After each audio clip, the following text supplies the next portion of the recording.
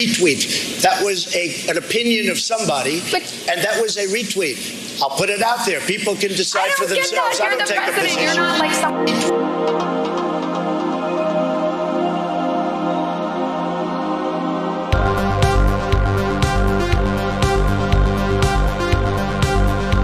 I went in yesterday and there was a television screen, and I said, "This is genius."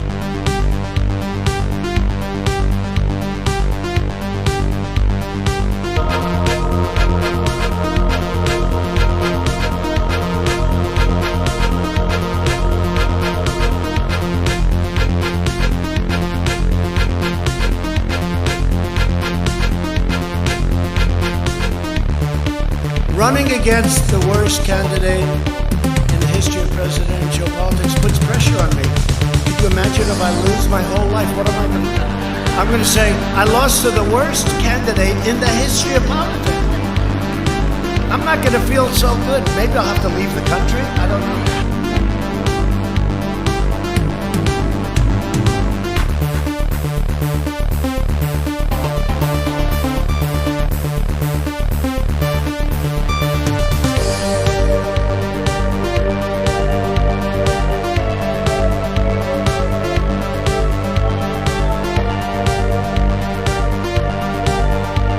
At the same time, the vaccine is one of the greatest achievements of mankind.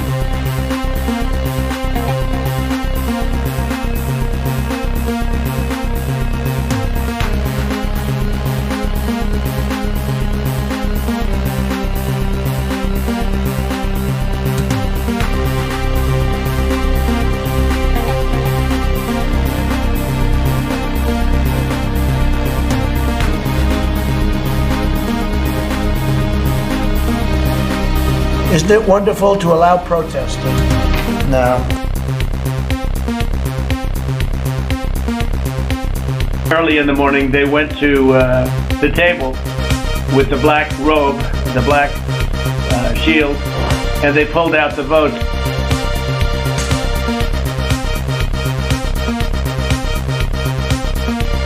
Everybody comes in, your grandmother, your...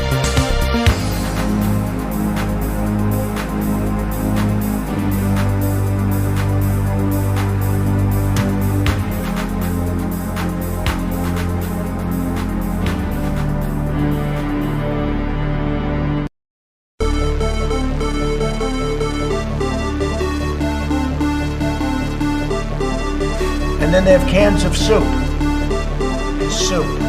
And they throw the cans of soup. That's better than a brick because you can't throw a brick, it's too heavy. But a can of soup, you can really put some power into that, right? And then when they get caught, they say, "No, this is soup for my family." They're so innocent. This is soup for my family. It's incredible. And you have people coming over with bags of soup, big bags of soup, and they lay it on the ground, and the anarchists take it and they start throwing it at our cops, at our police. And if it hits you, that's worse than a brick because it's got force. It's the perfect size. It's like made perfect. And when they get caught, they say, "No, this is just soup for my family." And then the media says, "This is just soup. These people are very, very innocent. They're innocent people." But the real problem is that our leaders are dumb. Dumb. So dumb. It is time for us to do what we have been doing, and that time is every day. Every day it is time for us to agree.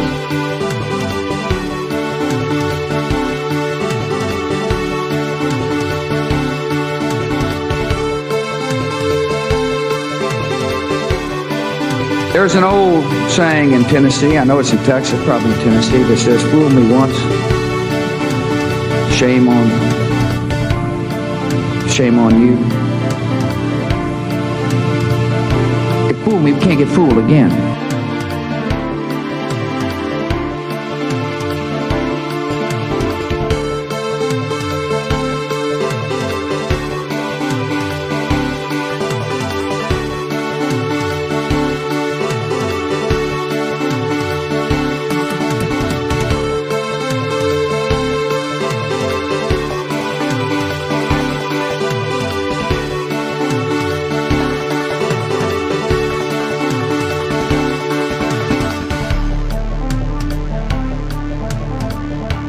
That isn't what it meant. Well, what did it mean then? Explain. It meant that it's indicative of low-resolution thinking.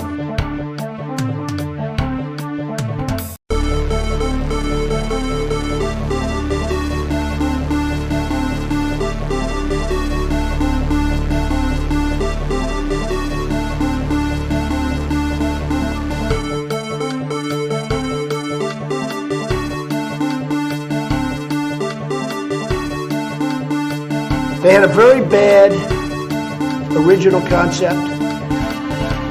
It was carried out poorly, and the cover-up was one of the worst in the history of cover-ups. Very simple. Bad deal, should have never been thought of. Somebody really messed up, and they had the worst cover-up ever.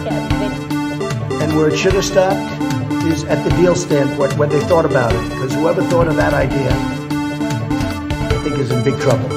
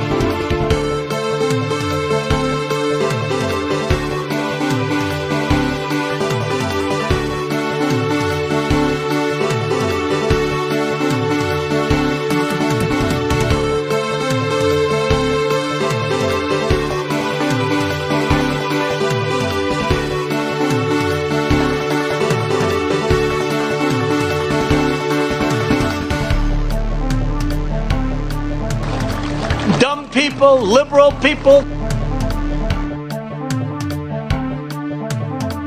Testing. Is this thing on? Hello, hello, hello. Hello, we got a show going on. I don't know why I'm silent. Hello, users. Hello, we got a show for, and by we I mean me. I have one personality. One persona, and that is me. Doing a show, folks. I've got a show going on. We're going to talk about Ukraine. We're going to talk about, well, spoiler alert. I mean, so there's some police officers in the United States of America that are they're not doing so well. We're going to be, needless to say, we're going to be talking about D-Trump. We're going to be talking about D-Trump. We're going to be talking about marijuana, folks. We all know that I'm a marijuana fan, and going to be talking about marijuana today. As a fan of marijuana, if I remember, I'm going to do a movie review if I remember, but I might forget. So, that's possible. You want to know why I'm going to forget? Because of marijuana-induced short-term memory loss, which may, you know, it may happen, and so,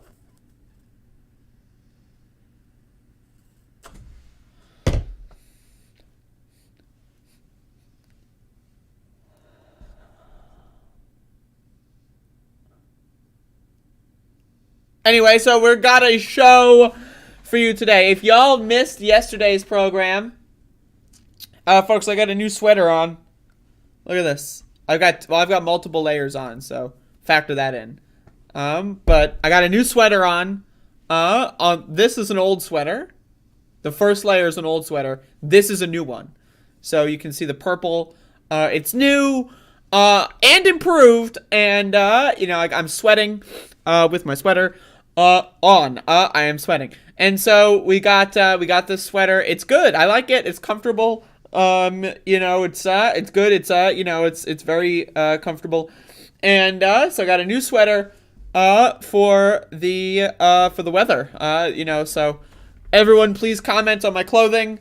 Again, you know, this is what I spend your money on. If y'all are giving me money, if y'all are contributing to the Above It All universe of this is what I spend my money on. I spend it on sweaters and legal marijuana and PS1 games. That's pretty much it. And food sometimes. But anyway, every now and then I decide to eat food. Anyway, so we got a show going on, doing a show. What movie? You'll have to wait and find out. Surprise, surprise, ACAB. I agree. Let's Go Police. I agree. We got Bob in the chat, folks. Holy shit. Holy fuck. We got Mary in the goddamn. We got Allie, CIA, in the goddamn. We got Class War Foucault in the goddamn. We got Paladin in the goddamn. We got Fuss in the goddamn. We got Catherine in the goddamn. We got some other fuckers here, I'm sure. We got Sal in the goddamn. We got Mila, who's still...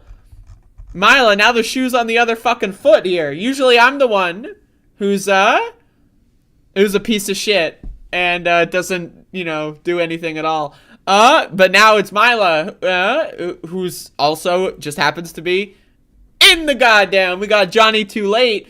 More like Johnny Too Early. That motherfucker was first. If we scroll up, you'll see Johnny Too Late FTV was first. So more like Johnny Too Early. We got Sync in the chat room. Whoa, this is like an all-star greatest hits. We got Bilb. We got Radler. We got Bongo. We got Alexander in the goddamn. This is like the fucking greatest hits compilation. This is like this is a greatest hits compilation. Mila, I got something to discuss with you, but you know, you gotta. It needs to be on the channels. But anyway, show going on. This is the greatest hits, folks. This is like, you know, the lead singer dies, and then like the record label wants to like monetize the fact that the lead singer died, so they released a greatest hits compilation. That's this fucking shit. Except I'm still alive, and that's why it's so good. We are here, folks. Above it all, 1001. Anyway, so now that I've successfully managed to repel any potential new viewers, now that the new viewers who are potentially watching the stream are successfully going, ugh, and have gotten the hell out of here, we are now going to start. We got End Daffod in the chat. End Daffod. End Daffod. All right.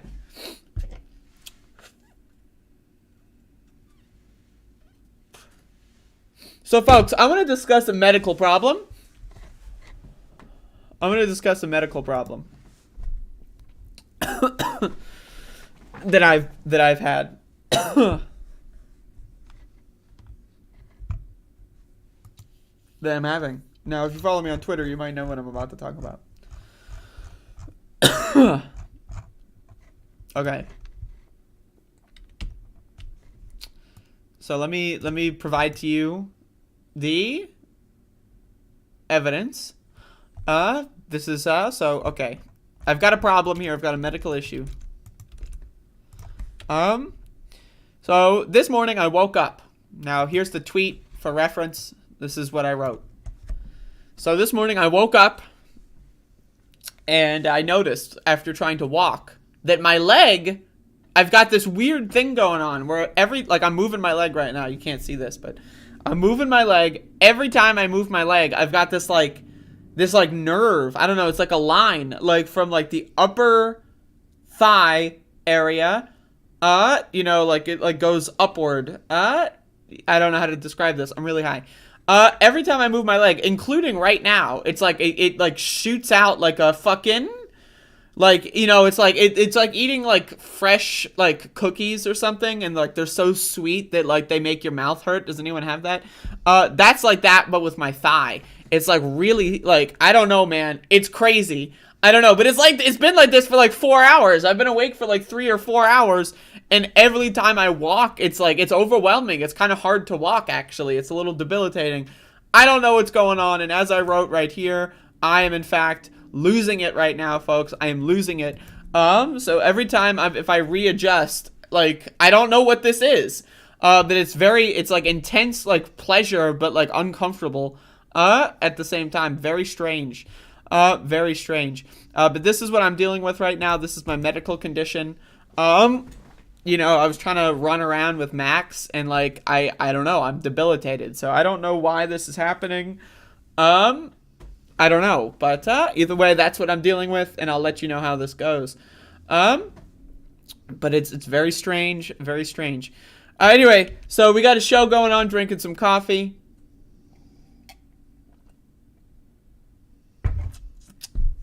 Folks, we're going to have an update to Ben Burgess Gate on today's program, because there's new Ben Burgess cringe to discuss.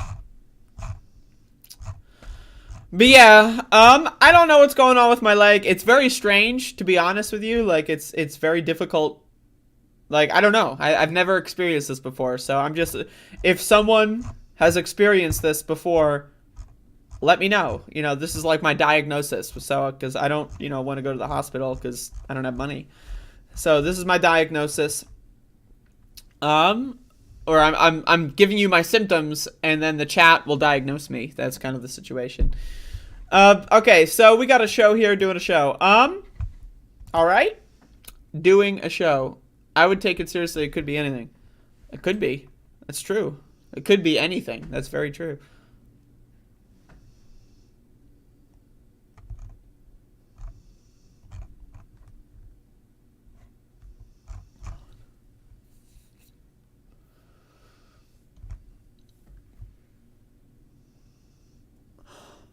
I don't know. Like if I move my leg like very slightly, like it feels kind of good actually. But you know, I don't know if that's appropriate to talk about on stream. But like, you know, when you're walking, you're not like, you know, you're moving it, you know, at a weird. It's strange. It's strange, folks. It's very strange. Got a show going on, comma, doing a show. So I've got a show. 4-year-old found dead after triple-decker blaze. Damn. In Boston. Damn. Half an inch of CBD. Well, okay, so I just started consuming medical marijuana products as the stream started. It has not gone away. In fact, it's actually got more sensitive. So, but that, you know, that typically tracks. But anyway, we need to get a fucking doctor in this chat. We need to get a goddamn doctor. You know what I learned this morning? I learned that Ben Burgess is a doctor. Apparently he's got a doctorate of logic or some shit. I thought that was a joke. But apparently, no, I mean, I say that with all due respect, but he's apparently a doctor of logic. So that's going to be like the next stream title or like video title I do when I talk about Ben. I'm going to call him the doctor of logic. That's really funny. But yeah, we need like an actual doctor. To diagnose me. I don't know. Okay, so I tried to look up my symptoms, and apparently people like have reported that like after exercising they get what is referred to as a coregasm, which is like orgasm related symptoms after exercising. And that's what I thought this was at first. And I was like, okay, I stretched my leg or I slept on it wrong. Because, like, I slept really weird last night. I slept, like, I don't know, like, my leg was, like, I don't know. It was weird. It was strange. And I have, like, a weighted blanket. So, I don't know. Maybe that's what it was. Like, maybe the weighted blanket on my leg in a weird position. Like, I don't know. Either way, like, it's weird that it doesn't hurt. Like, it's just, like, the sensation is strange. It's very strange.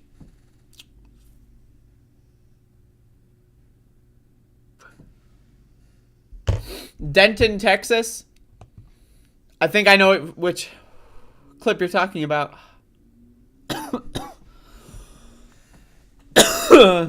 Where they're fucking calling the motherfucker a fascist. Absolutely. Yeah, I looked at that. All right, let's play this. Let's start the show with this, with some good news. Some goddamn. So Texas is garbage, folks. It's a shitty ass state, but the people that live there aren't all that bad, as we can see. So anti-trans Texas House candidate Jeff Younger came to the University of North Texas in Denton, Texas this evening, and it went about as well as you'd expect. So here are the students' reaction to Jeff Younger. Let's listen. Fuck these fascists!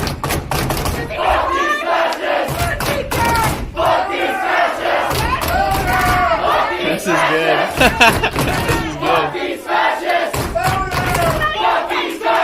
This is good. This motherfucker's clapping with them. Like, yep. If I just clap, they'll stop. It's so good, babe. Oh my god, y'all. I can't. Oh, it's so good. I just like, again, the kids are going to be all right. I don't know what to tell you. The kids are going to be all right. So good start. But yeah, so there's more stuff about Texas, as well that maybe we could talk about. But got a lot going on. So let's talk about this. Orange Man. That's right, folks. The Orange Man, Donald Trump, loser of the 2020 election, is apparently going to face criminal charges. So let's read. Donald Trump could face criminal charges after explosive John Eastman emails revealed. So the House Select Committee investigating the January 6th attack on the Capitol has given further incentive to the Department of Justice to pursue criminal charges against Donald Trump after detailing how the former president may have engaged in a criminal conspiracy to overturn the 2020 election results. Again, he lost the 2020 election. He's a loser. Lawyers for the panel, looking into the events leading up to the insurrection, have listed a number of ways that they claim show how Trump and his allies engaged in potentially illegal acts to defraud the American people over the election results and then attempted to prevent Congress from certifying his election. Again, once again, reminder, Donald Trump lost the 2020 election. Joe Biden is the winner. The filings are the most detailed outline of potential crimes committed by Trump laid out by the panel. The allegations submitted in the U.S. District Court in the Central District of California were filed in response to attempts by one of Trump's lawyers, John Eastman, to fight a subpoena issued by the panel while citing attorney-client privilege. The committee argues that a judge should reject Eastman's attempt to block the subpoena, ordering him to hand over the documents, as the normally well-protected privilege cannot be used if the lawyer and his client are attempting to cover up or engage in a crime. To back up its claim, the committee revealed an email from Eastman, which he appeared to admit that his and Trump's plans to stop the election results from being certified in favor of Joe Biden were illegal. That's crazy. As part of their effort, Trump and his lawyer attempt to put pressure on former Vice President Mike Pence to prevent the votes from being certified in Congress in his role as presiding officer of the Senate. In one email to Pence's lawyer, Eastman wrote, "I implore you to consider one more relatively minor violation of the Electoral Count Act to adjourn for 10 days to allow legislatures to finish their investigations into non-existing voting fraud." That would push up the clock to January 16, by the way, like 4 days before inauguration. Eastman knew what he was proposing would violate the law, but nonetheless urged the vice president to take those actions. The evidence supports an inference that President Trump, Eastman, and several others entered into an agreement to defraud the United States by interfering with the election certification process. Now tell me shit that I don't know. The filing also states that this is evidence that there is evidence that Trump and his team may have committed common law fraud by repeatedly pushing false claims that the 2020 election was rigged. Again, Donald Trump lost the 2020 election. He's a loser. The president and his associates persisted in making stolen election claims. Again, Donald Trump is the loser of the 2020 election. Joe Biden is the winner.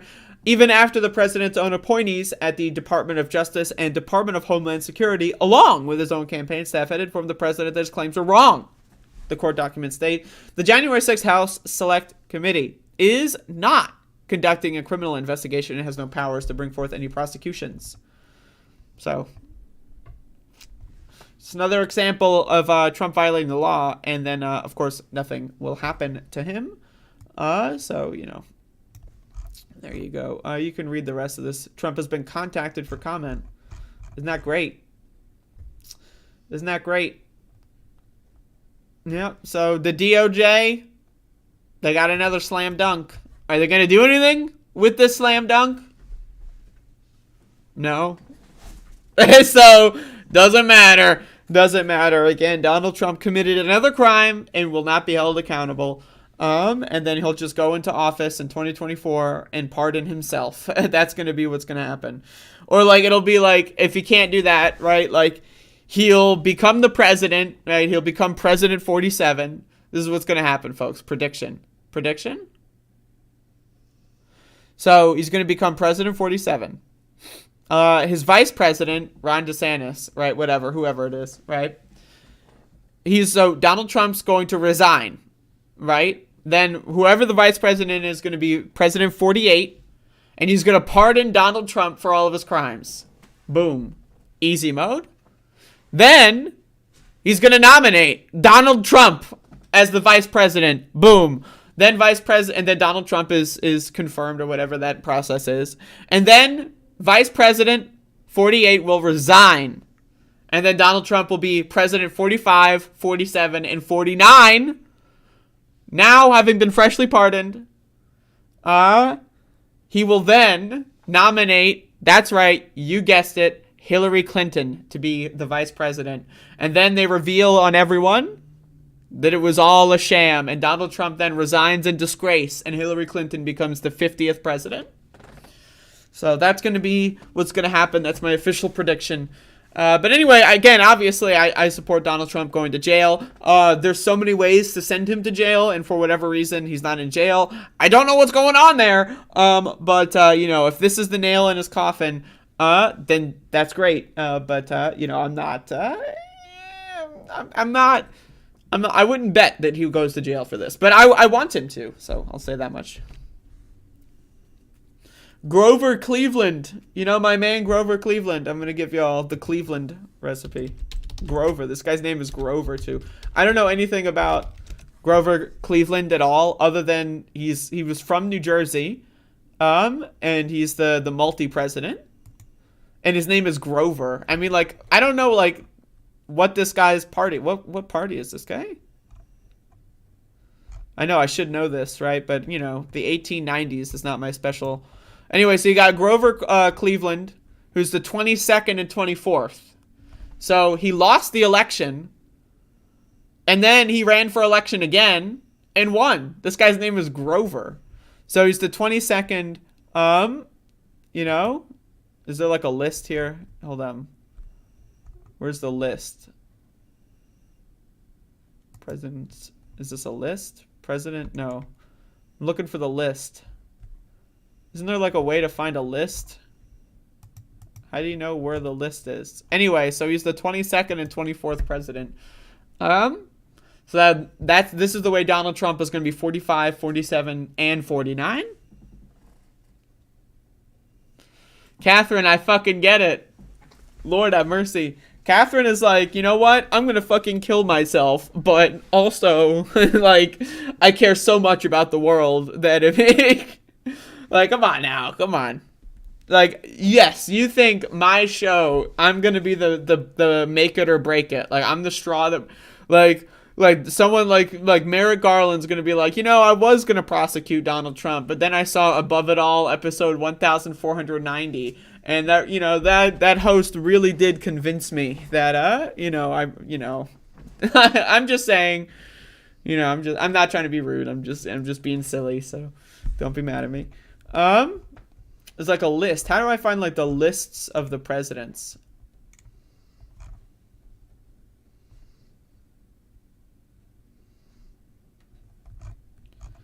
List of presidents. I don't know, man. But he was 22 and 24. Anti-intellectual take, do better. Yo, how about this? What's the... Wait, hold on. Anti-intellectual. How is it anti-intellectual?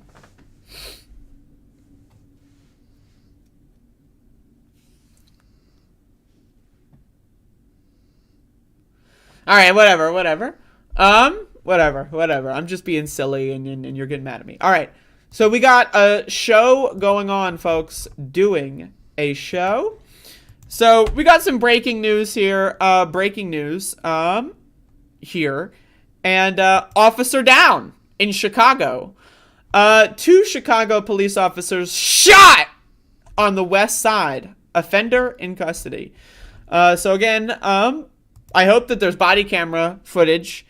But, again, my policy is that, I always pray for the best outcome in these scenarios.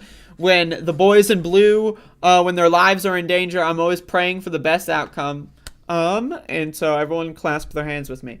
2 Chicago police officers were shot and wounded early Friday morning on the west side.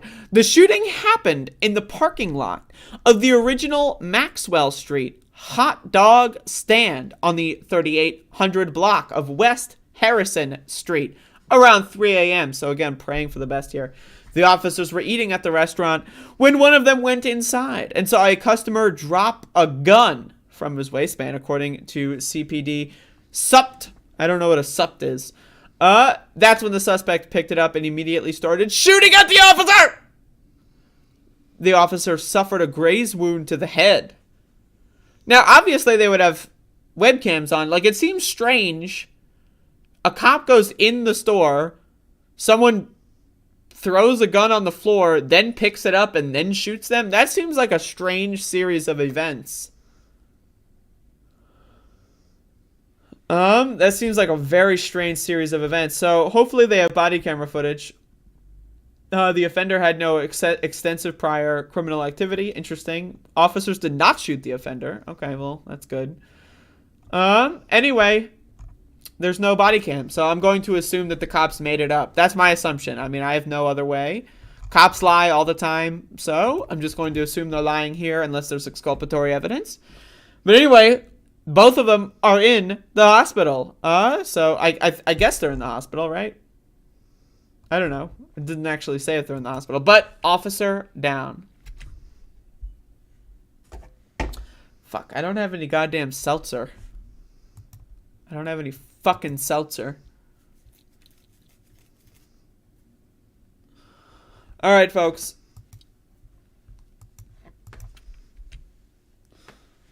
So this is something that I just started reading this morning. And so you'll probably be hearing this at some point. But there was a suicide bombing at a mosque in Pakistan. Hundreds of people wounded. 50 killed so far. And so I'm reading from the AP here. There's not that many details yet about, like, all this stuff. But, this is going on in the world. A suicide bomber struck inside a Shiite Muslim mosque in Pakistan's northwestern city of Peshawar during Friday prayers, killing at least 56 worshippers and wounding 194 people. Hospital officials said no militant group immediately claimed responsibility for the attack. Both the Islamic State group and the Pakistani Taliban, a militant group separate from the Taliban in Afghanistan, have carried out similar attacks in the past in the area located near the border with neighboring Afghanistan.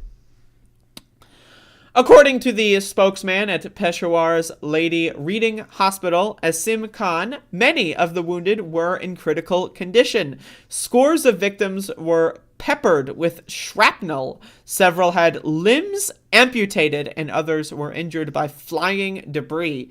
So again, even if only 50 people are killed, 194 people, it's not like they're just going out with a couple of scratches. Like, this is a significant act of violence in a very densely populated area. And I don't know too much about the political machinations of Pakistan. I'm not very educated, so I'm not going to make any statements on that. But I will say that, again, far-right extremist religion, not good anywhere. I mean, you see this all across the world. Extremist religion, if you think that, if you're convinced that killing will help you get to heaven and see God, and you're 100% convinced in this God, why would you not kill, right? It would be stupid not to, right? Like, if you're 100% convinced that killing people that have a different religion than you is going to make you, get virgins and go to God's, palace or whatever, then you should kill as many people as you can. So it's crazy. But let's keep reading. Police Chief Mohammed Ijaz Khan said the violence started when an armed attacker opened fire on police outside the mosque in Peshawar's Old City. One policeman was killed in the gunfight, and another police officer was wounded.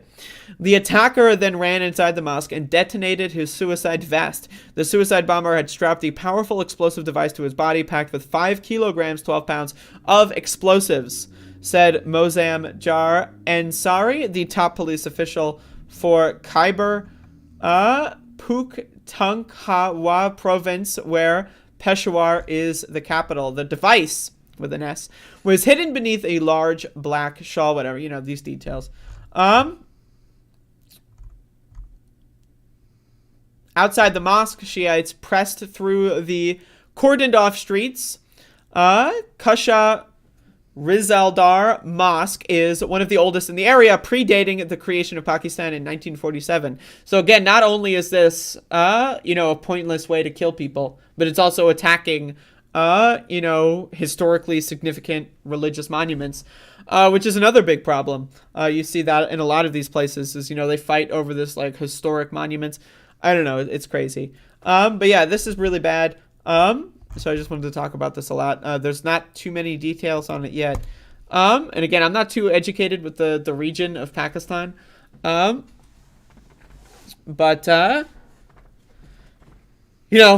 suicide bombings are bad, and mass death is bad, and, religion also. I'm just saying, I don't want to be that person that's, cringing out, but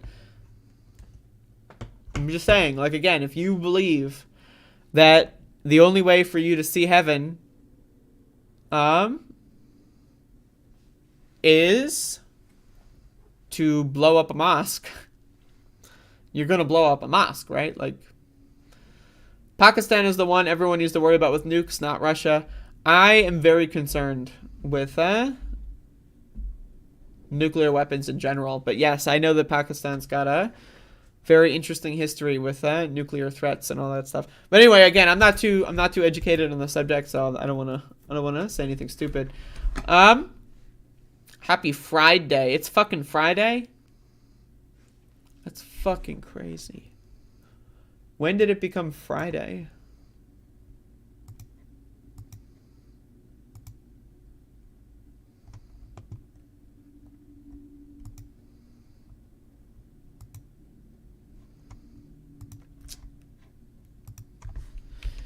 All right, folks. So I've got a very fun update here for y'all in the electoral space. And so Gary Chambers, running for Senate in, I believe, Louisiana, is going on a weed tour of some kind. And so I wanted to read this. U.S. Senate candidate Gary Chambers visits drive-through marijuana dispensary and follow-up to blunt smoking ad. So he's going all across the country on a weed tour. And talking about, that marijuana is capable of being legalized, and it's not going to kill anyone, and other states have done it, obviously he is running for Senate in a state where it is illegal. A Democratic candidate running for U.S. Senate seat in Louisiana continues to make cannabis a centerpiece of his campaign, emphasizing the drug war's disproportionate harm on black people and working to remove the stigma from marijuana use generally. In January, Gary Chambers went viral with a campaign ad featuring himself sitting in a leather-bound armchair and smoking a cigar-sized blunt. On Thursday, he followed that up by posting a video of himself visiting a drive-through cannabis retailer near Chicago. And so here's the video here. Hold up, let me just refresh the page. So I can do this in the embed. I am in Illinois, and this is a drive-through dispensary. Show them the dispensary. I mean, that's convenience itself. And get your grass without ever getting out of your car. It's business, baby. So there you go. They're going on a weed tour, folks. I mean, I'm full of support of the weed tour. Let's continue reading. This is from Marijuana Moment, by the way. Chambers has been unapologetic about his enjoyment of cannabis, a trait still rare in elected officials despite many lawmakers' open acknowledgement of alcohol use. Presumably, the difference is due to the fear that marijuana is a political liability, although a supermajority of American voters consistently support legalization in national polls, and 58% of respondents said in a recent YouGov survey that they would be willing to vote for a candidate who occasionally smokes marijuana in their free time. So there you go, folks. Now, again, Gary Chambers is also, of course, if you don't know much about Gary Chambers, they're a Black Lives Matter activist. That's kind of like got their start in politics is by, activism. So, I support that. He's a pretty good left-winger. Now, again, we're definitely getting a big increase in improvement. The last time there was a weed guy running for office, we had Gary Johnson in 2016. Does anyone remember fucking Gary Johnson in 2016? This is a huge upgrade. As far as weed guys running for office, huge upgrade. And, if you live in Louisiana, I would highly recommend supporting Gary Chambers' campaign here. And again, you can read the rest of this and all that stuff as well. But there you go. Shout outs to Gary Chambers. I just, gotta support that. Very, very good stuff.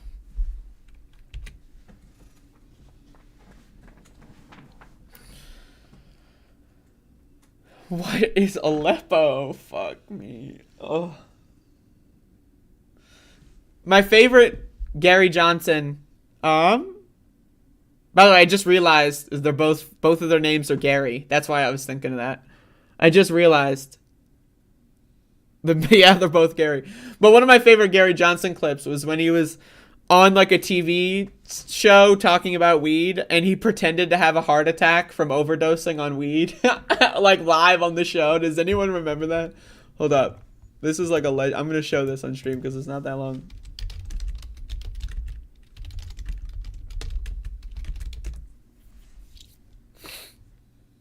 God, this is so good. This is so good. This is so good.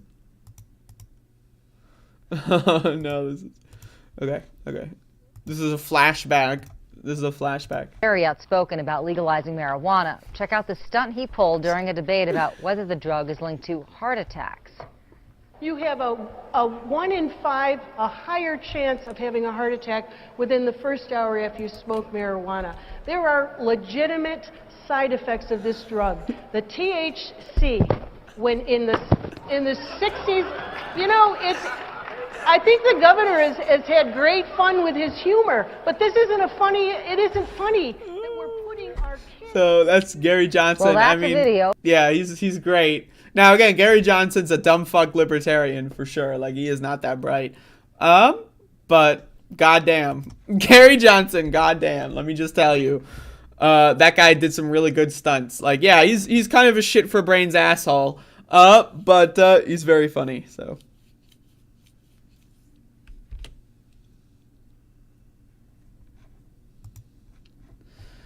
Anastasia, caught a response of yours to Burgess on Twitter, thought you were really eloquent in your critique.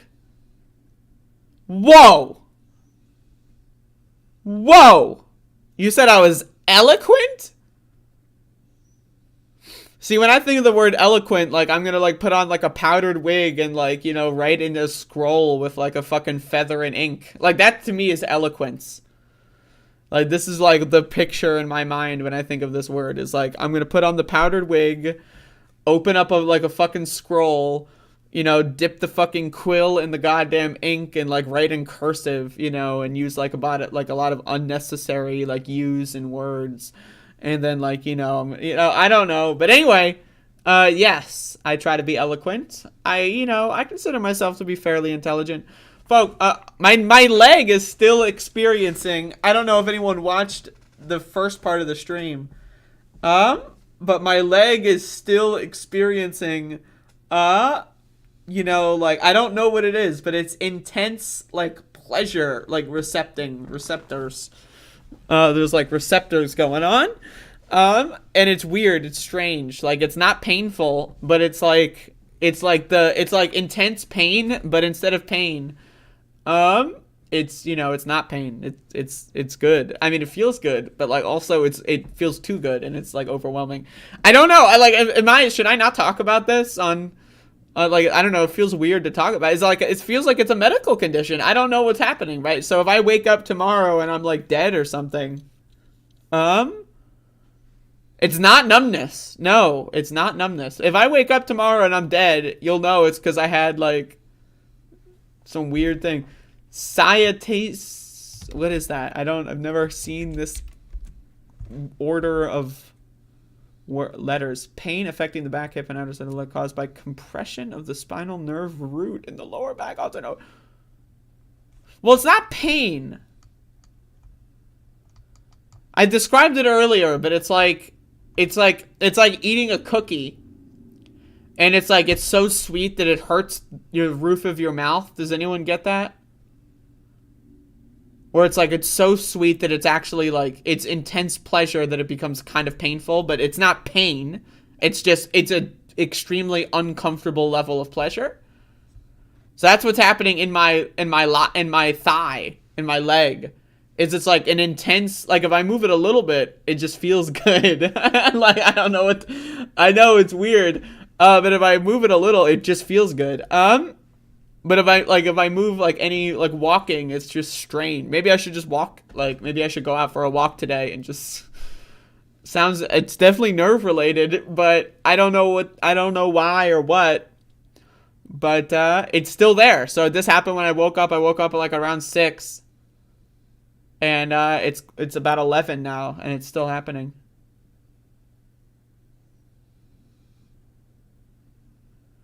Yeah, Milo, Gary Johnson is a shithead fucking libertarian for sure. Euphoric neuropathy. What is euphoric neuropathy? What is that? Okay, I looked this up. 7 things to know. Wait, you misspelled that. The relationship between reporting of euphoria events. Office approach to small fiber neuropathy. Can you explain? I don't know if I'm getting anything here. Anyway, got a show going on, doing a show. I'm just like, it's weird. I don't know. Like, I thought that weed would help. But it's exacerbating the symptoms, in fact. Like, so I didn't start vaping until the show started. And now it's just exacerbated the symptoms, which makes sense to me. But, you know, I thought maybe, you know, I thought it was worth a shot. But it's had the opposite of the intended effect. Anyway, folks, what the fuck?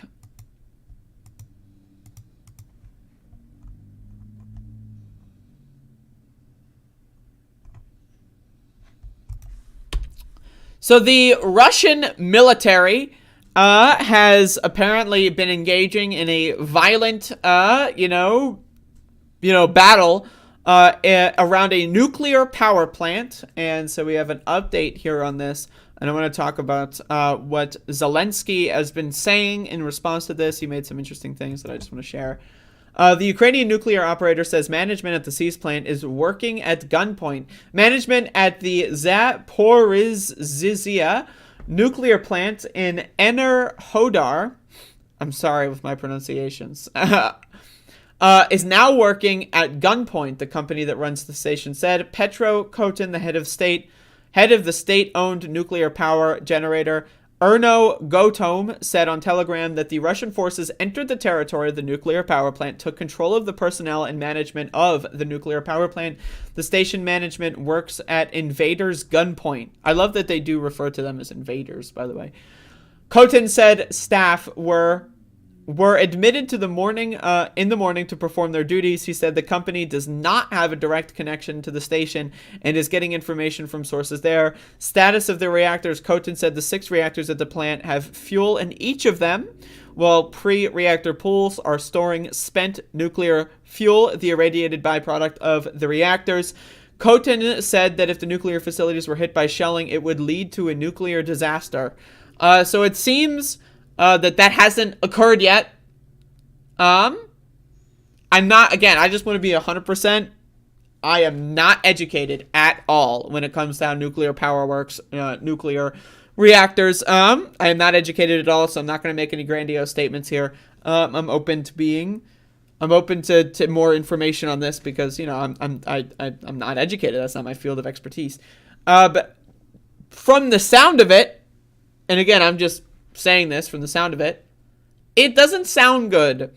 If there's heavy artillery fire, like shelling, bullets being shot in the air, like fucking bombs going off in a nuclear fucking like power station, that just on the face of it doesn't sound so good. It really doesn't sound so good.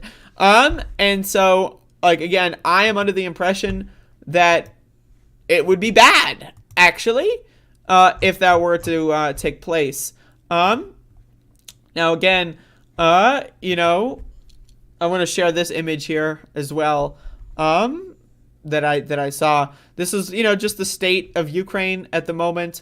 This is the city of Kharkiv before and after Putin's denazification. Again, he's doing a peacekeeping mission, as you can tell. These are the same buildings, one from like a Google Earth viewpoint and one taken after the battles going on.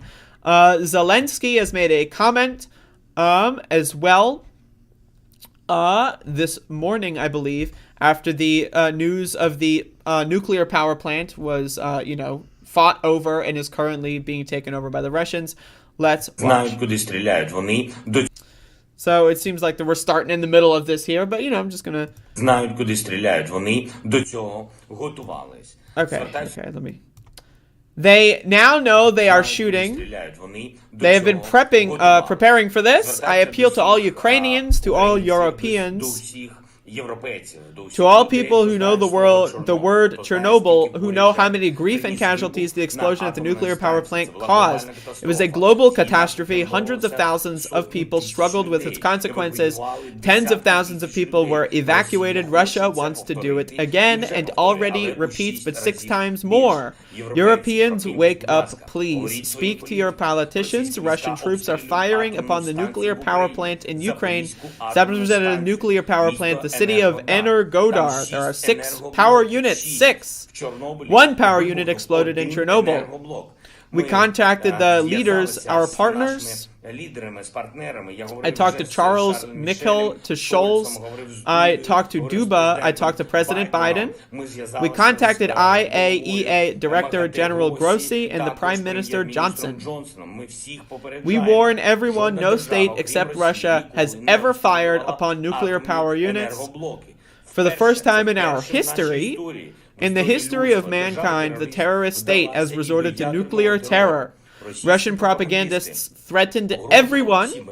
We remember to cover the world with nuclear ashes. Now, again, I want to pause here. So, now, he's talking really fast, so, I just want to pause and take a break here. But, again, it's not good. Regardless of, would this possibly destroy the planet if this thing blew up? I don't know. I'm not an expert here. But again, also, if the Russians like are taking, like, who knows what the Russian military would do? Like, what if Putin wants to use this as, like, what if he took it and then say, like the Ukrainian workers destroyed the power plant and say that Ukraine fired the first, like, they could use this as a false flag. They could do a lot of things, and it's also like, again, they're firing bombs into like nuclear power. It's just not good. It's a recipe for disaster. Now again, Zelensky, of course, is in the position where he, of course, is demanding a no-fly zone over Ukraine. He wants NATO to get involved. He wants Europe to get involved because obviously his people are dying. He is in that position. He needs to demand that. Whether or not you think a no-fly zone is a good idea, I personally, if you want to go to war with Russia, it's a great idea. If you don't want to go to war with Russia, probably not the best idea. And I personally do not want to go to war with Russia. But what I want might not be, the most important thing here. And Zelensky is, what he's trying to do here is he's using this. Now again, obviously Zelensky is going to be promoting the Ukrainian side of things, so we need to understand that. But I tend to agree with Zelensky's presentation here. He is the president of Ukraine, right? So he is giving off the idea that he's basically saying Russia is using nuclear, attacks, essentially. He is trying to say that this is in some ways equivalent to potentially detonating a nuclear bomb, and therefore he's escalating toward nuclear terror. And so, that's true. That is true. Now, again, did he drop a nuclear bomb? No.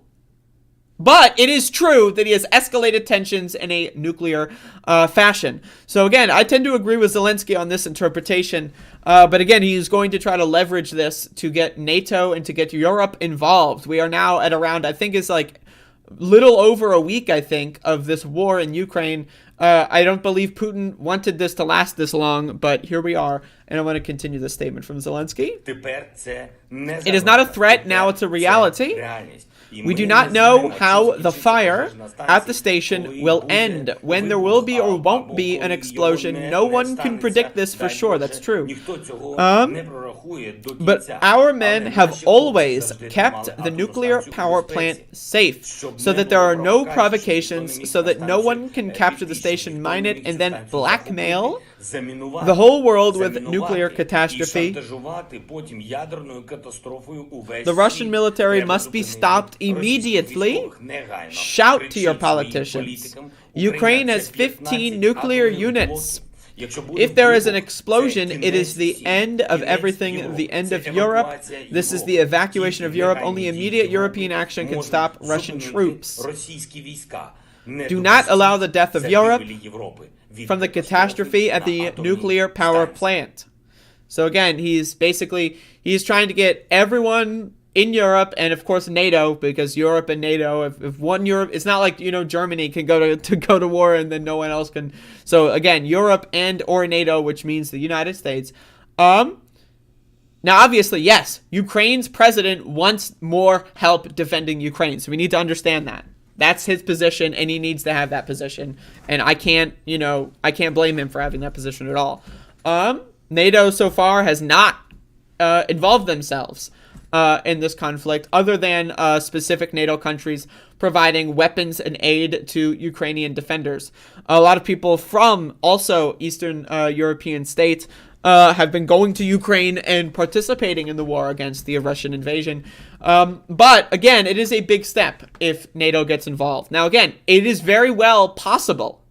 I am not going to sit here and tell you that it is 100% avoidable that NATO eventually gets involved. This might be a World War II scenario. We need to really, there's a lot of people that, understandably, I get their point, are reflexively saying that there's no way that the U.S. should ever involve themselves in a war ever. And again, I understand that, because the U.S.'s history of imperialist aggression is horrible. But again, we are not in that scenario. This is a problem here. that we might not be able to just hope for the best and have it go away.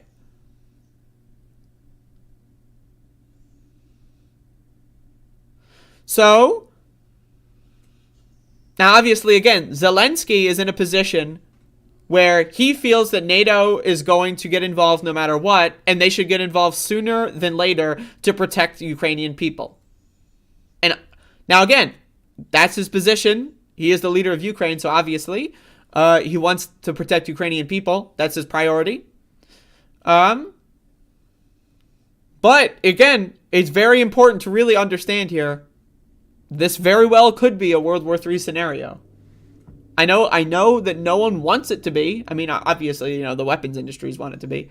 But this very well may be a World War III scenario. So, like, again, I personally, let's assume, all right, Russia completely captures Ukraine, installs, like, the puppet government from, like, 2013 or whatever. Is he really going to stop there? What's to prevent him from going into Poland? Or anything else? Why would they stop? Why would they go through this whole shindig, take over Ukraine, and then just say, all right, we're good? I don't know how this could be. I don't know how this could be de-escalated. I really don't. So again, I'm not, you know, I'm just reporting the news here. I am very worried. I'm very concerned. I'm very, very concerned. I'm very concerned about this. And we're only a week into this, and it's escalating every day.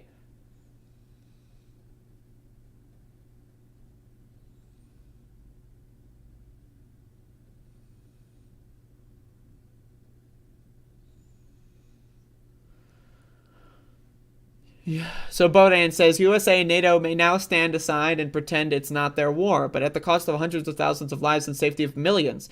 We have the opportunity to eliminate the enemy right now once and for all, and they are missing this opportunity. Now, obviously, for those of you that don't know, Bodan lives in Ukraine. So, you know, Bodan is very well aware of what's going on. That is what they are doing right now. They sit and wait until Ukraine protect everyone from Russia, but it may not be the case, and war will come to their homes as well. That's it. I am very concerned about that, for sure. I see no de-escalation. That's my problem. Is like, yes, I don't want the United States or NATO to escalate, right? I don't want them to escalate, like, make things worse. But how do we define these terms? Like, I don't think that we can de-escalate. I don't think that we can go back, right? So it's like,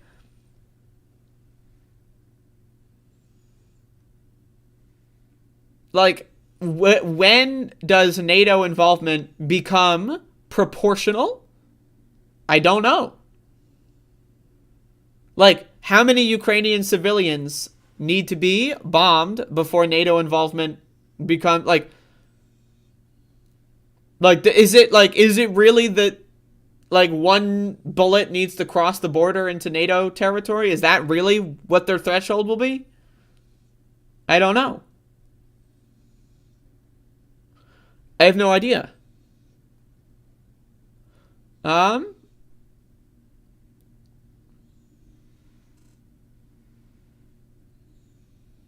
don't see why. The only thing that I've heard people say in regards to this that would even be remotely de-escalatory away from a world war scenario is that Putin will take Ukraine and then he will have reunited the Russian people and then he'll just stop there. But I don't buy that at all. Like, that's just like Putin apologia as far as I'm concerned. But that's like the only, even the only fantasy scenario. But I mean, I don't know.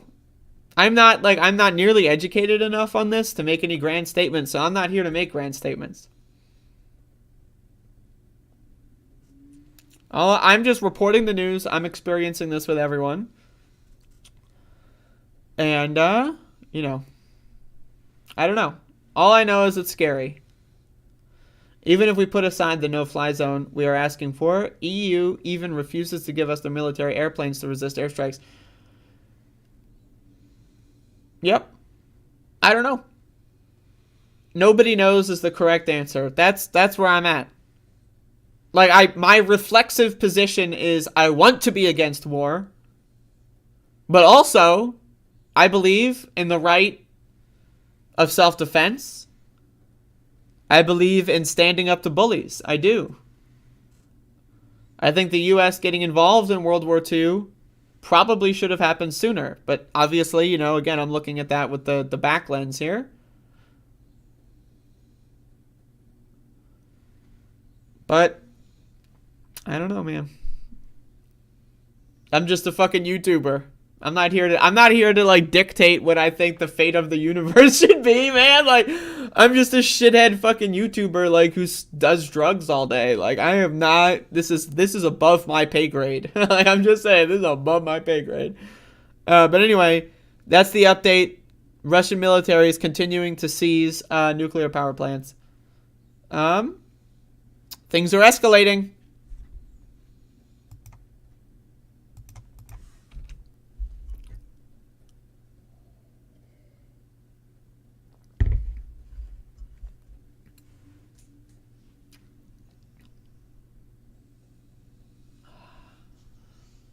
What do you think, Falcon? What's your position on this? The time I hear lefties advocating for NATO actions, what a time to be alive. It is what a time. This is the Hell World timeline. This is the Hell World timeline. I think that we entered in the quantum many worlds projector, right? Like Donald Trump winning the election in 2016, not 2020. Donald Trump lost the 2020 election. Joe Biden is the winner of the 2020 election. But in 2016, I feel like that election was pretty much yep. I feel like we've been in the Hell World timeline for a while.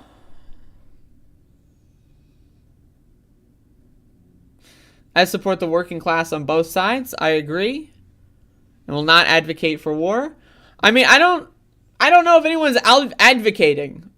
I don't think people want there to be war. You know, it's not at least on the left.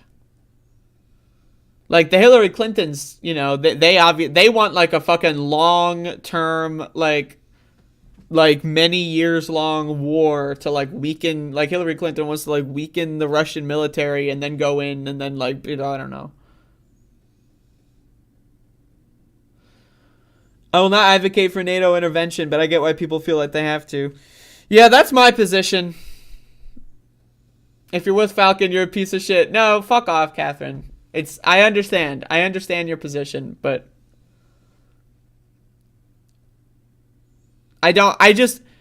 I don't know. That's the thing is I don't know. I don't know enough about the region. I don't know enough about, I've only been reading up on this stuff for 2.5 weeks, you know, I'm not, I don't want to advocate for nuclear war after reading Wikipedia and random articles and history and stuff for a couple of weeks. I'm just saying that's just, but also from what I understand,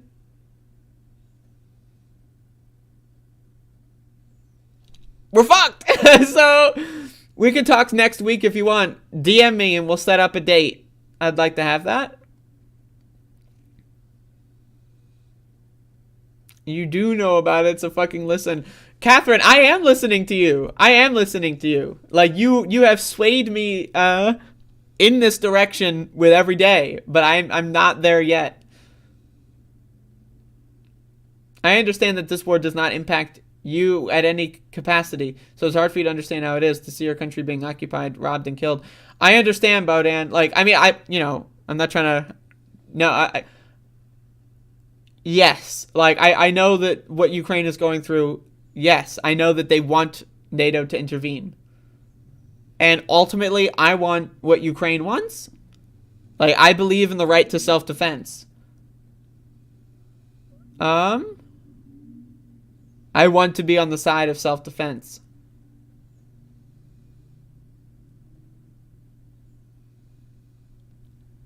I just am not educated enough yet. Like, okay, like, just, you know, I have always understood nuclear bombs to be an end of the world scenario. That's how that's my entire, like, operating principle for my entire life, including up to this moment, is, in my estimation, nuclear weapons or nuclear superpowers fighting each other means it's over. That's just but that could be wrong. That could be a wrong interpretation. And, you know, I'm open to that being wrong entirely.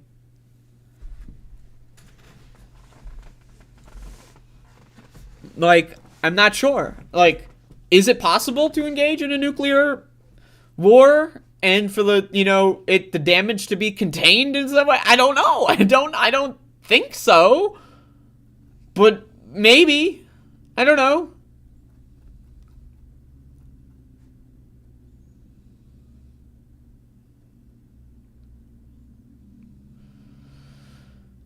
Catherine, do you, like, I don't know if you want to, but maybe we can talk about it some other time. But, like, if you want to come on the show and give your perspective here,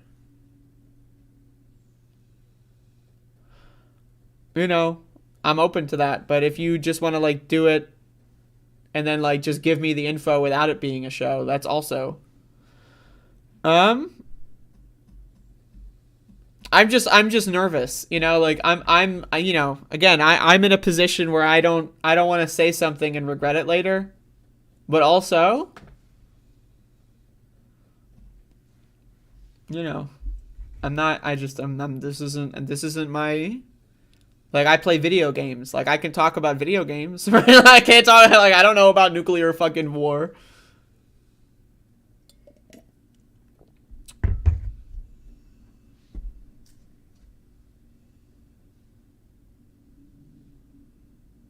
You should be nervous. That is my reaction. I am, in fact, nervous.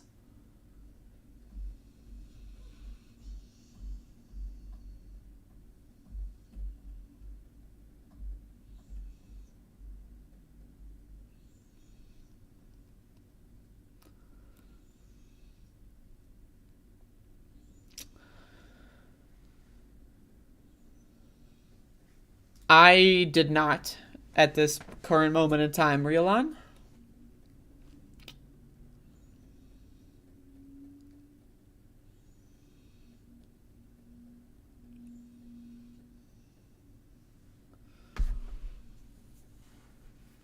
Like, as far as I'm concerned, I 100%, and I would apply this to, this is not something I should say on stream. If Putin had a heart attack of completely natural causes because his diet is bad,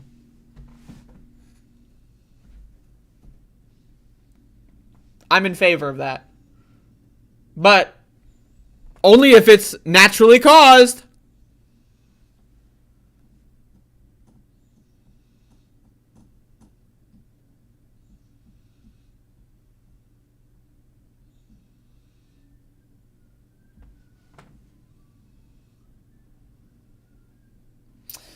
Anyway, folks, let's try to move on here. I understand everyone's perspectives. I think I'm trying my best to understand everyone's perspectives. So, but, you know, again, I'm still educating myself, right? And so, like, you know, just, I'm not going to sit up here and tell you that I know everything when I don't. And so, my leg is still having this, like, intense, like, weirdo, like, I don't know what this is.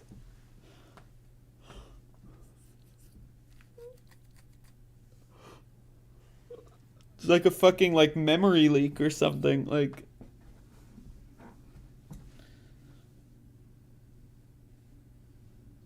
Oh my god. Ugh.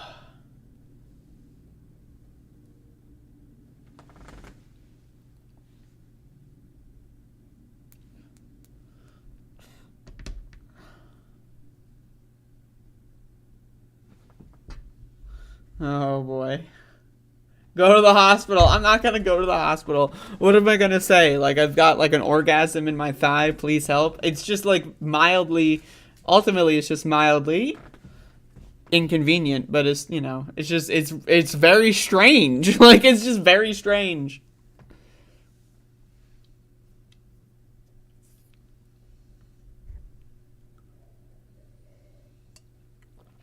Folks, as we all know, one of my least favorite things in the world are when people in my goddamn chat yell at each other.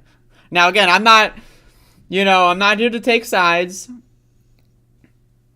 I'm not here to, like, you know, say who's right and who's wrong. All I'm saying is I'd highly prefer it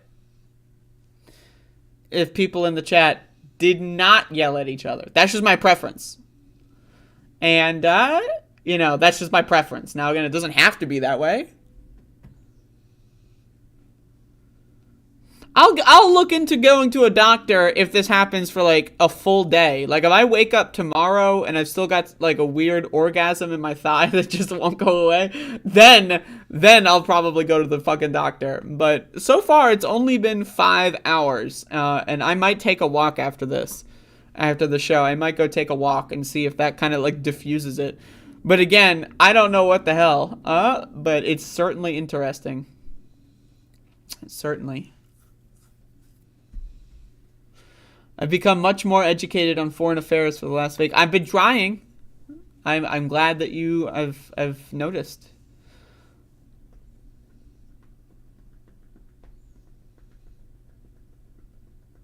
But anyway, we're gonna get into the daily Benjamin Burgess segment, which is a new daily segment on the show now, apparently. New segment on the show. So, Benjamin Burgess, doctorate of logic, logic doctor, Ben Burgess, the #1 doctor of logic, a doctorate in logic, and philosophy, but especially logic, was, now this is, no, all seriously though, this is something I've been following. He went on the Joe Rogan show like a week ago. He said some problematic things. Now, I want to be very clear. I'm trying to be very charitable here. Ben Burgess said a lot of good things on the Joe Rogan show, but in my estimation, the bad outweighs the good, because he went on there and fell into some very clearly laid out traps. That being those very weird, painfully horrible conspiracy theories that Joe Rogan promotes about transgender people. Ben Burgess didn't really push back much at all on that, which is unfortunately, and he pushed back a little, but then he was like, oh, you know more than me. Yeah, if Joe Rogan knows more than you about trans stuff, you should probably educate yourself. I'm just saying. But another thing that Ben Burgess did was he was trash talking Antifa and promoting, that the conspiracy theory that Antifa just runs throughout the streets and beats people up for fun or whatever.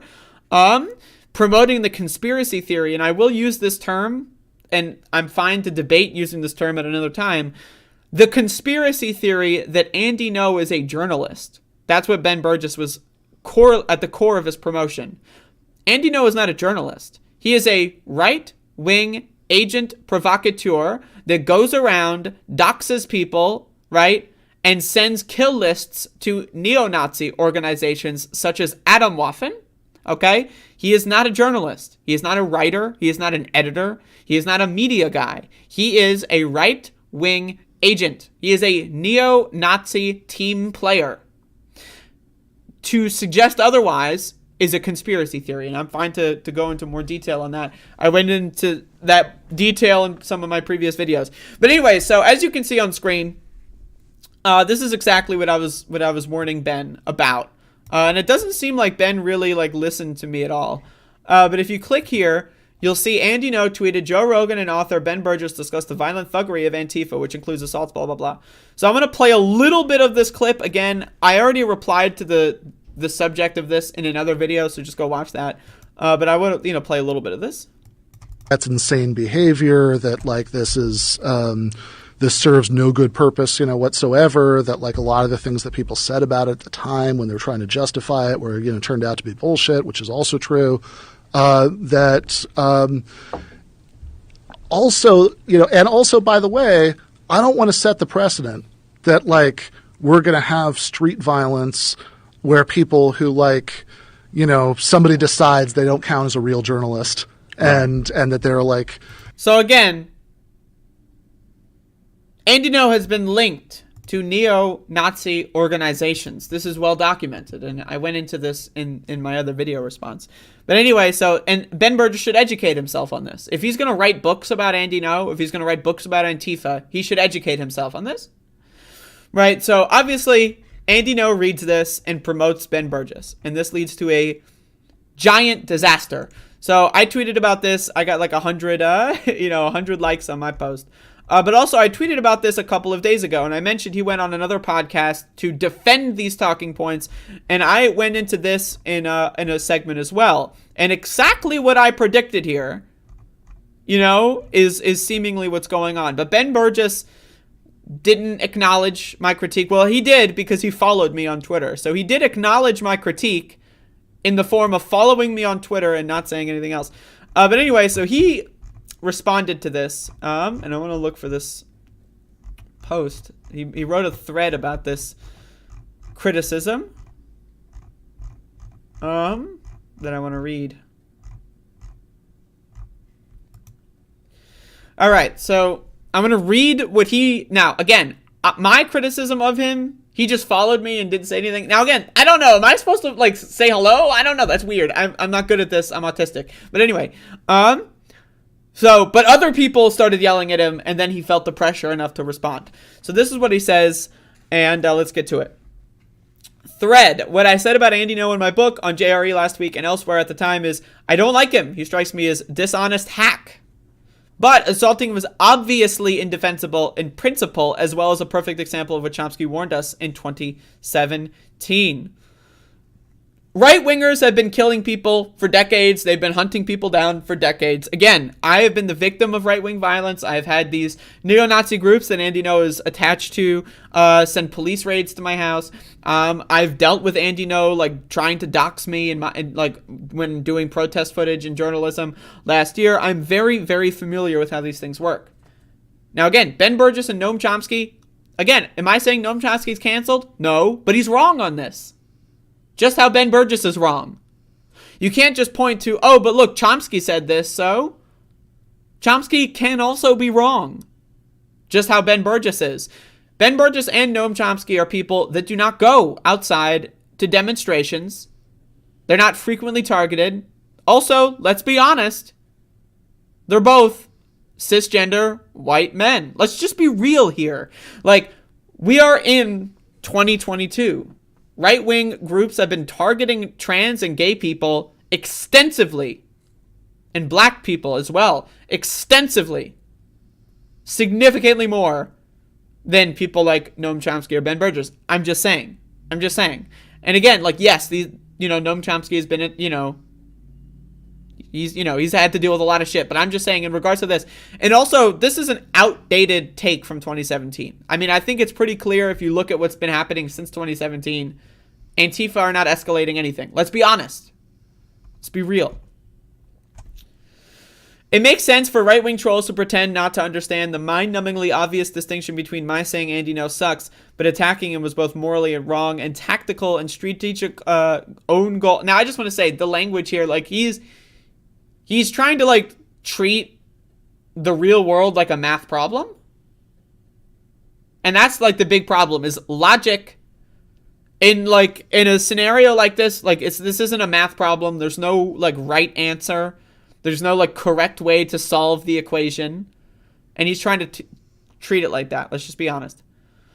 What's a lot harder to understand is why anyone on the left thinks they're getting out of conflating these two positions, but I do hope that the stupidity of those from various quarters gets people, especially if they aren't leftists yet, to check out the episode as a whole where, now again, so he basically says, yeah, right-wing trolls will be right-wing trolls, that's obvious, but also, look at all the cool stuff I did on Joe Rogan. And that's great. I'm glad he did cool stuff. So he, listed all of his cool stuff. Whatever good faith disagreements some leftists might have with me on the corporate censorship, comedy, or Antifa, I've had a hard time understanding what set of priorities could lead anyone, at least on the socialist left, to try to say that my getting to say all those things on the platform, plus the bonus of getting to plug Adolf Reed to millions of people, is a net negative. Like, really? Now, again, I want to, I responded to this. Let me find my tweet here, and then I'll go off on that a little bit. So this is what I said in response to this. I want to go off. I want to expand on this. Things land differently. People will phase out and not listen to an entire show with complete attention. And as a result, only the most shocking kinds of sensational things make the rounds. Talking up good leftist things is good, but you can also just not punch left while doing it. Now, again, if Ben Burgess would have just repped the left entirely and was just like, saying a bunch of really pro-left stuff, that's great. That's great. But again, especially in a 3-hour show with an mostly, let's be honest, apolitical audience, they're not going to know what Jacobin is. They're not going to look up Adolf Reed. I'm sorry. They're just not. I guarantee you, whatever audience you're aiming for and you're trying to get them to buy Adolf Reed's book or something, if that happens, it might be 1 or 2 people at best. I'm just saying. I'm just being honest. Right? Most of the people, if they don't know anything about what you're talking about, they're just going to phase it out. They're just now again, it's good to expose them to these ideas in the abstract way, and it primes them to be more susceptible to them in the future, and that's good. But again, you can do all of that without trashing anti-fascists, without calling anti-fascists middle-class LARPers, which is really stupid because most anti-fascists are homeless and in poverty.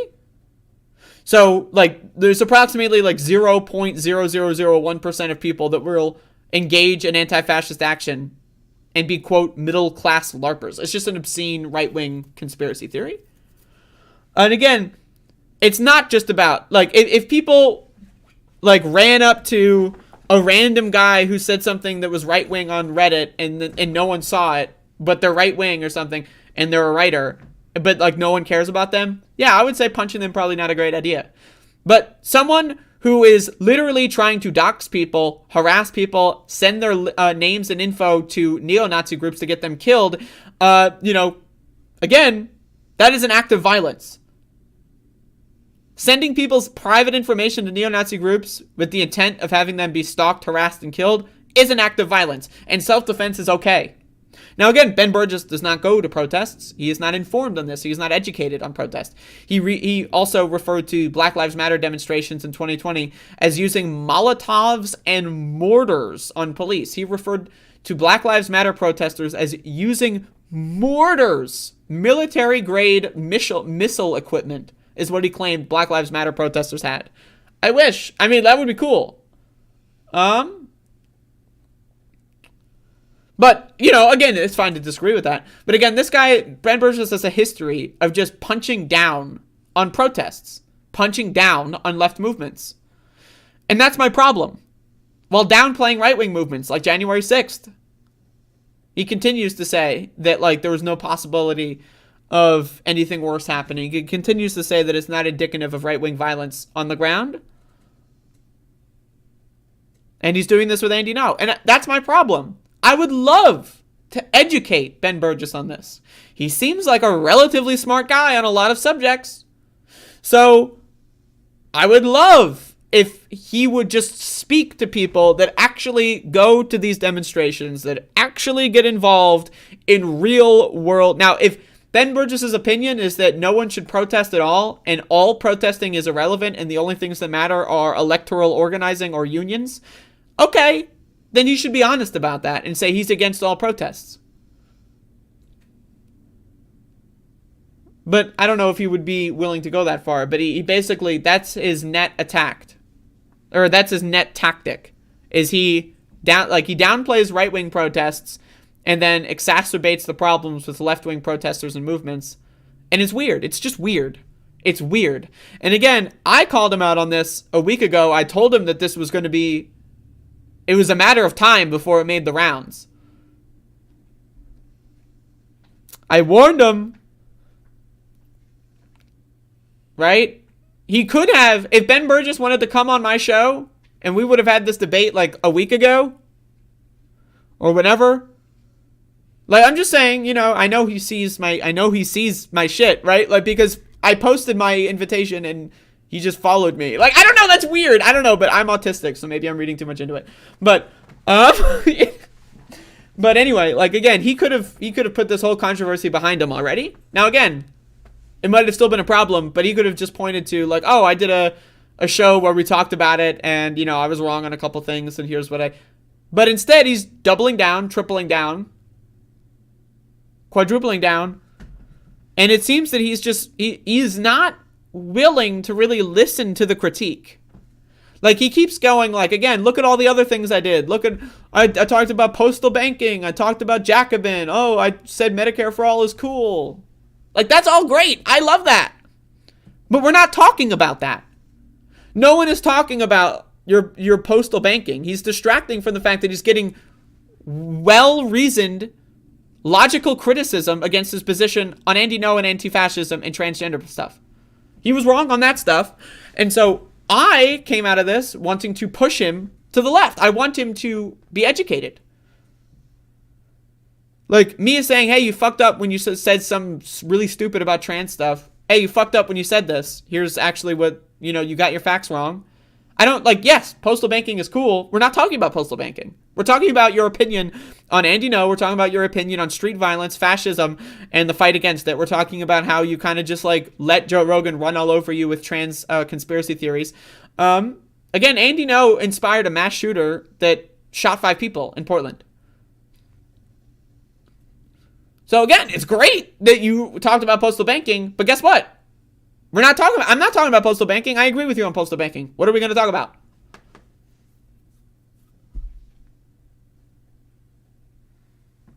This isn't about canceling you because you went on Joe Rogan. Some people might say that. I'm not that person. So, and again, I'm in a position where, like, you know, I comment on left-wing media online, right? That's something I do. I was a fan of Ben Burgess's work at some point in time. I would say I personally am under the impression he's lost the plot in past tense. Like, he's not losing the plot, but he has lost the plot, in my opinion. Now, I think 2020 did break a lot of people. I think a lot of people I think 2020 had a lot of events that took place that broke a lot of people. The George Floyd uprising, like, again, that's where Ben Burgess really, that's the root of his cringe tour.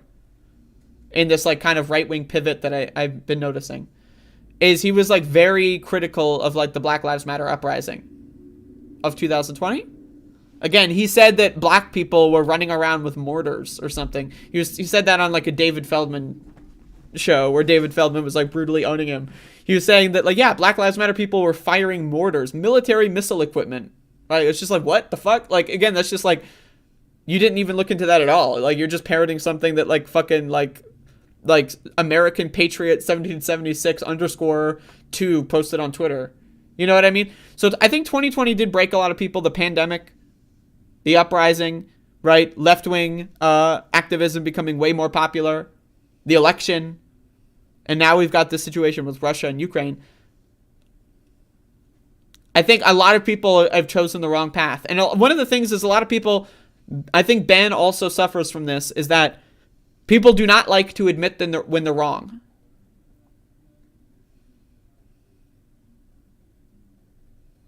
Especially public people. Especially public intellectuals. And I know Ben Burgess considers himself an intellectual.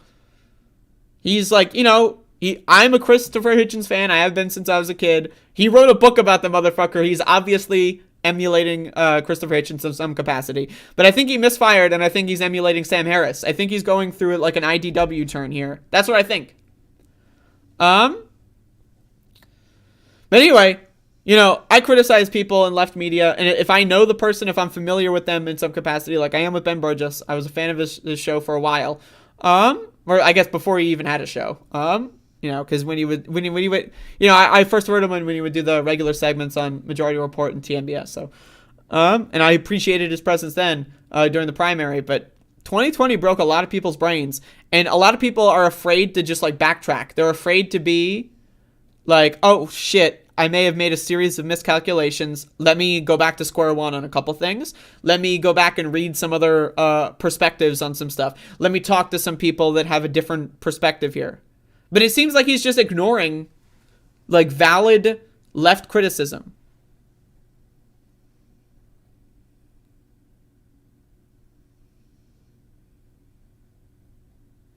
I don't know, man. It's just sad.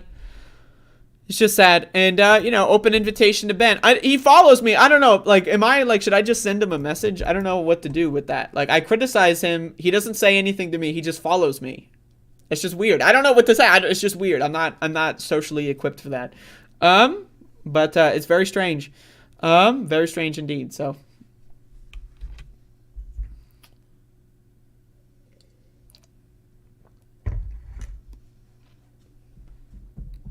He's going to go full IDW and call himself a rational Marxist. I'm going to be honest. And let me talk about this too. I don't see Ben Burgess doing that, at least for a while. Ben Burgess is still, like, he is on a right-wing trajectory, in my opinion. He's on a right-wing trajectory, in my opinion. He's gonna need to be canceled by, like, someone, you know, like he's gonna need to get pushed back on, like, more shows before he does that. Because the thing is, like, no one is treating him.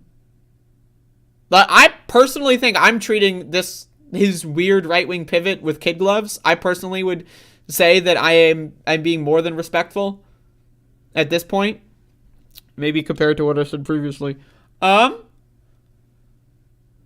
But, like, he hasn't had too many combative shows. It's just, like, to him, he can zone out Twitter criticism. Like, that's all it is to him.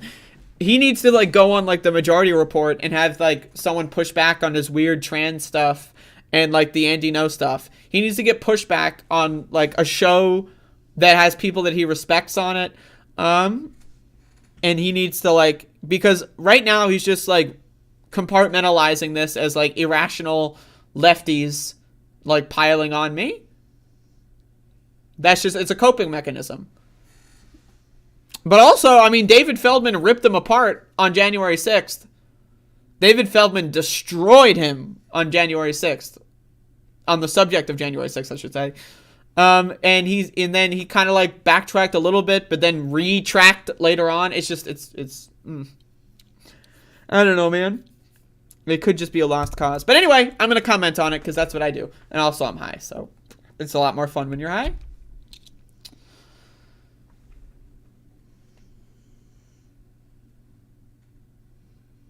It just really breaks my heart of what is going on in Ukraine right now. Russia sends missiles to us over and over again, targeting civilian houses and destroying our infrastructure. I've been seeing a lot of the videos coming out of, like, Kharkiv and some of the other cities. And it's brutal. I don't know, man. It's hard to even imagine this happening. Like, what do you think Putin is thinking right now? Like, Putin is thinking that, like, he can literally do anything and get away with it. Because so far, like, he has. And that's, like, and you know that this is part of his propaganda campaign and why the whataboutism with American imperialism is so dangerous right now is because Putin and Russian disinformation is trying to say, like, oh, look, the U.S. got away with Iraq and Afghanistan, so I should be able to get away with this. We all get a freebie every now and then. And that, like, stunning hypocrisy, I think, is actually making, you know, NATO more nervous, right? Because it's like, but also, this is the springboard. This is like the reset point. The United States, NATO, Europe, could become good guys. They could. It's possible, right? Like, you got like a Hitler 2.0. Mass murdering fucking civilians for fun and entertainment, like almost destroying the fucking nuclear plants, right? This is a really good scenario for brand rebuilding for the United States. So, like, in what, like, I don't know, like, we've just destroyed all the notion of going into war for, like, good reasons. And again, I'm not a fan of war.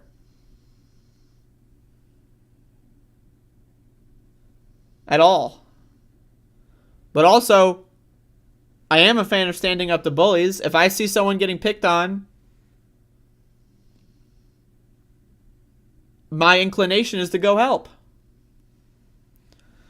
And so, and my opinion is the same when the United States is the aggressor. If more of the international community pushed back on the United States imperialist fucking garbage, maybe the US would have learned its fucking lesson. So, I don't know. I'm not educated enough on the subject at all. But I ultimately want what Ukraine wants. And if Ukraine wants a no-fly zone, like, their families are being fucking massacred. You know, like, so, of course they're going to want a fucking no-fly zone.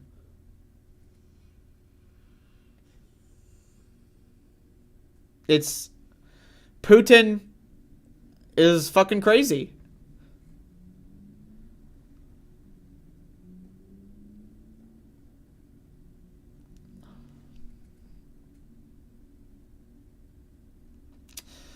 I understand, Bodan.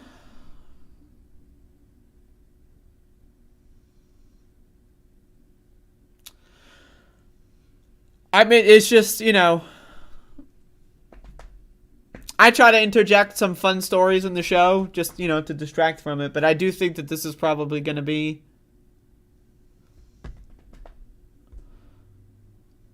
I mean, you know, this is going to be a big thing for a while because it's not, there is no end in sight. There is, like, that's the thing that's scary. Okay, they take over Ukraine.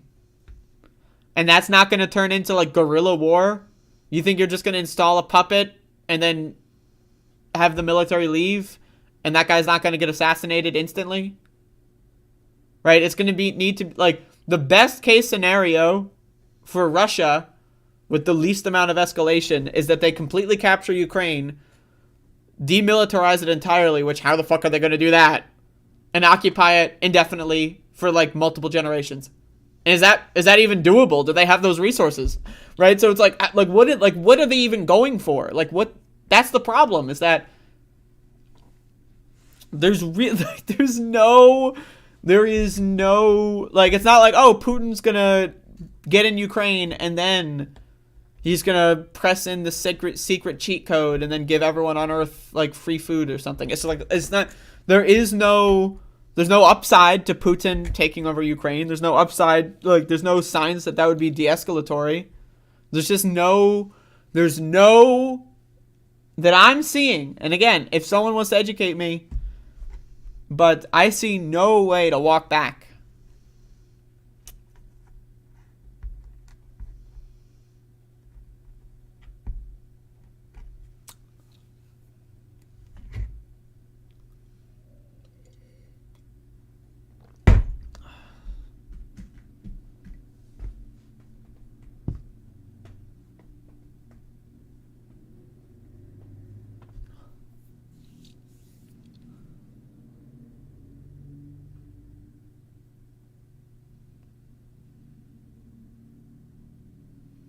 The real world does in fact suck, and we're not just talking about the hit MTV television program. But yeah, I mean, like, now my thing is also, okay, the US and NATO, like, that's the problem here. It's like, okay, NATO gets involved. No-fly zone, full-scale defensive occupation, you know, whatever, like, let's say NATO goes all the fuck out. Does that end up actually helping the people of Ukraine? Like, if there's like nuclear fallout, no. So like, not only did like the threading of the needle here is so like intricate, right? Because like NATO would need to get involved and do things in such a way to avoid a nuclear catastrophe, which is that doable? It might not even be doable, but it might be doable. It might be. Right? Like, so it might be doable. But I don't know. I'm not a military expert. I play real-time strategy games for fun. They're not flying. Stop it.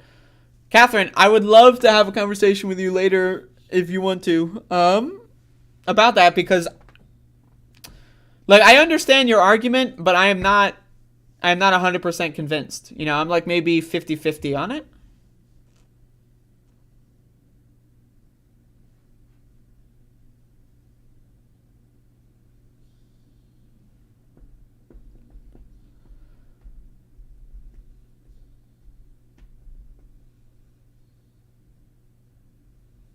I don't know, man. It's scary.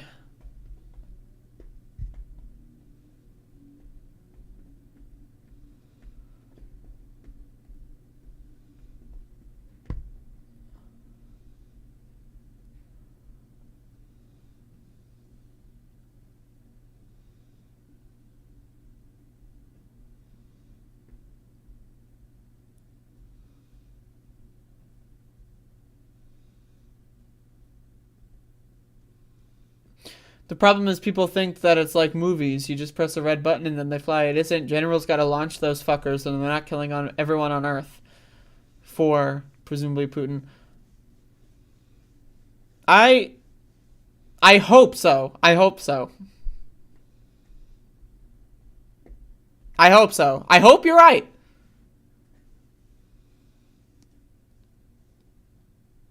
It's very possible.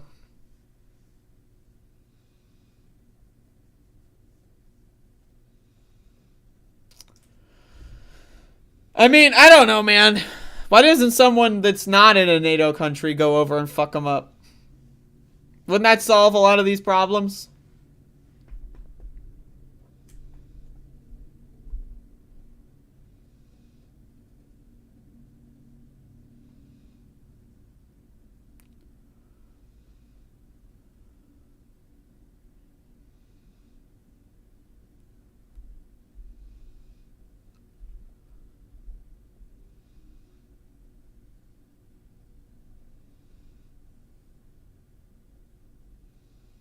Anyway, folks, that's the show for today. Thank you all for watching. I will hopefully provide updates on my thigh situation. I'm not sure exactly what's going on there. But I will update you on that situation via twitter.com potentially, if anyone asks. So thank you all for watching. I'm glad that people are watching the show. Again, very scary times that we're all in. Noon tomorrow. So 12 minutes from now, and then in 12 minutes you wait 24 hours, and then the next show will be here. So wait 12 minutes, and then once you're done waiting, start waiting again for another 24 hours. And then there'll be another show. Thank you all for watching. And that's it. That's the show. That's the program. That's it. That's all I got. That's it.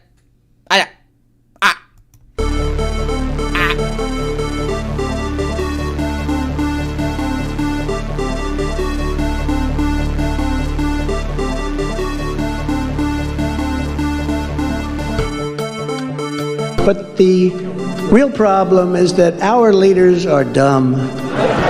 Dumb. So dumb. Let's go, Brandon. I agree.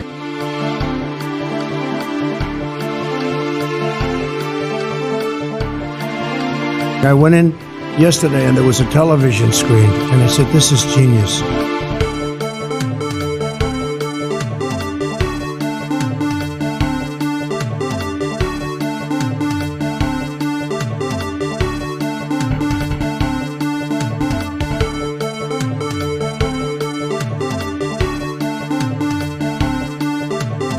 early in the morning, they went to the table with the black robe, the black shield, and they pulled out the votes.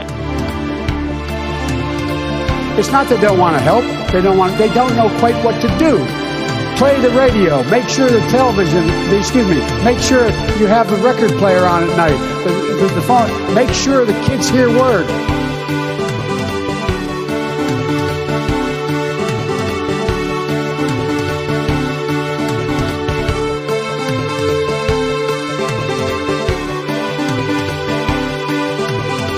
Only the really, I hate to say this, but those with the lowest IQ.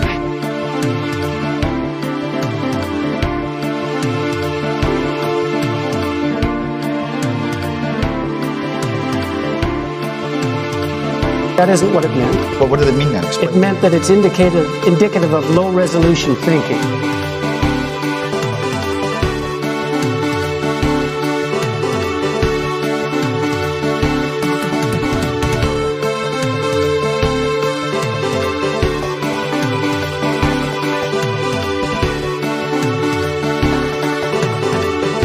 I don't know who created Pokemon Go, but I'm trying to figure out how we get them to have Pokemon go to the polls.